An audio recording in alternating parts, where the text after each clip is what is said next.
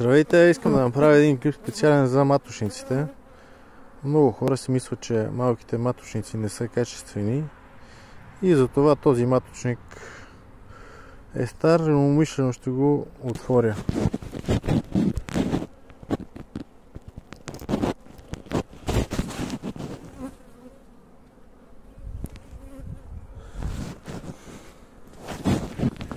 И ето в маточникът има нормална майка, която трябва да излезе. Просто самата майка е по-надолу в чашката. Така го виждам аз. Не винаги най-големите маточници са най-добри, просто тех има разстояние и майките клапчат. Който е правил маточници, те забележат, че в най-големите маточници майките клапчат. Тези, които са по-малки, просто майките са плътно вътре и не могат да мърдат и пак излизат майките.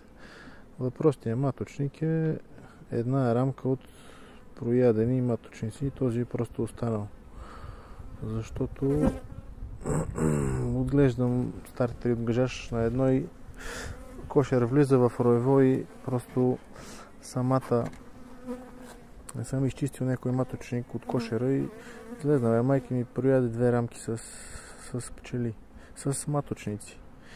И така, това е, колеги, исках да се коментира малките маточници и същевременно ми го каза и мой приятел, който е професионалист и сега се убеждавам, че това е така.